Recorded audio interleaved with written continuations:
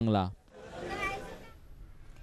এর আগে বিচ্ছিন্ন সহিংসতা ও বিভিন্ন স্থানে প্রার্থীদের নির্বাচন বর্জনের মধ্য দিয়ে শেষ হয় পঞ্চম দফায় ৩৪ জেলার ৭৩টি উপজেলা নির্বাচনের ভোট গ্রহণ। মৌলভীবাজারের রাজনগরে একটি ভোট কেন্দ্রের পাশে জড়ো হওয়া লোকজনকে সরানোর সময় বিজিবি সদস্যদের ধাওয়ায় এক ব্যক্তি মারা যায়। আর ভোট শুরুর আগে লক্ষ্মীপুরের দুর্গাপুরে সন্ত্রাসীদের হামলায় গুলিবিদ্ধ হয়ে একজন নিহত হয়।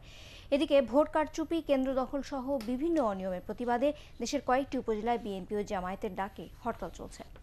প্রতিনিধিদের পাঠানো তথ্যচিত্রের ভিত্তিতে রিপোর্ট করছেন আবু তাহির মুস্তাকিম। নির্বাচনে অনিয়মের অভিযোগে টাঙ্গাইলের ঘাটাইলে ৫ প্রার্থীর মধ্যে ৪ জন নির্বাচন বর্জনের ঘোষণা দেওয়ার পর সেখানে উত্তেজনা তৈরি হয়। দুপুরে ঘাটাইল উপজেলা পরিষদের সামনে নির্বাচন বর্জনকারী প্রার্থীদের কর্মীরা বিক্ষোভ করলে পুলিশ গুলি ছুড়ে তা ছত্রভঙ্গ করে দেয়। রাজধানীর কাছের নারায়ণগঞ্জের রূপগঞ্জে আদুরিয়া কেন্দ্রে দুপক্ষের সংঘর্ষ ও পুলিশের ফাঁকা গুলি বর্ষণের পর ভোট গ্রহণ বন্ধ হয়ে যায়। ভোট কারচুপির অভিযোগে নির্বাচন বর্জনের ঘোষণা দেন ২৫০০-এর বিএনপি সমর্থিত প্রার্থী। লক্ষ্মীপুরের রায়পুরে উদমারা স্কুল কেন্দ্রে ব্যালট পেপার ছিনতাইয়ের পাশাপাশি মারধরের কারণে হাসপাতালে ভর্তি হতে হয় প্রিজাইডিং অফিসারকে।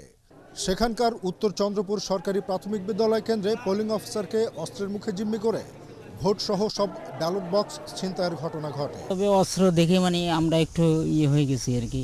তারা সরাসরি করছে, ঢুকে গেছে। সবার প্রত্যেকের হাতে অস্ত্র ছিল।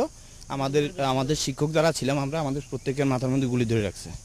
ফেনীর ছাগলনাইয়ার পাঠানগড়ে নুরুল হক উচ্চ বিদ্যালয় কেন্দ্র থেকে সিলমারা ১৪০০ ব্যালট পেপার উদ্ধার করা হয়।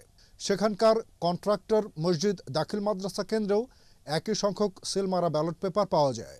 ভোট কেন্দ্র দখল করে ব্যালট পেপারে সিলমারার অভিযোগে ভোট গ্রহণ স্থগিত করা হয় ফেনীর রাধানগর আনোয়ারা বালিকা উচ্চ বিদ্যালয় কেন্দ্রে।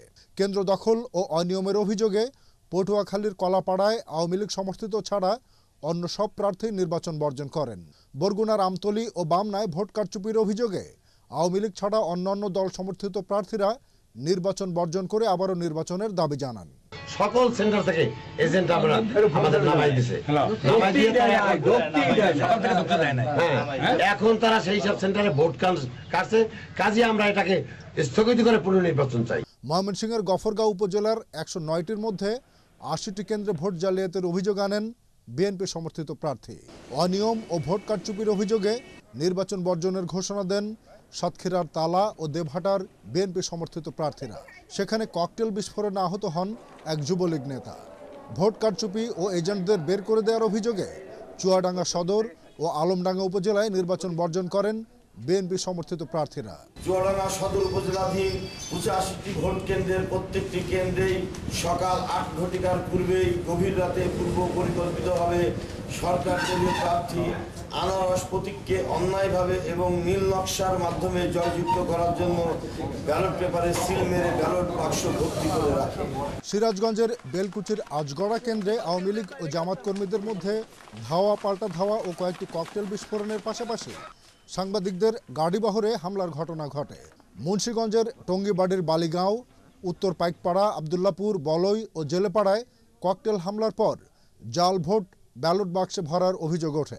এদিকে ভোট শুরুর আগেই লক্ষ্মীপুর সদরের দুর্গাপুরে সন্ত্রাসীদের হামলায় গুলিবিদ্ধ হয়ে ওয়ার্ড যুবলীগের সভাপতি কবির হোসেন নিহত ও একজন আহত হন। হতাহতদের নিজের কর্মী বলে দাবি করেছেন সেখানকার আওয়ামী লীগ সমর্থিত প্রার্থী। আবু তাহির মুস্তাকিম, এটিএন।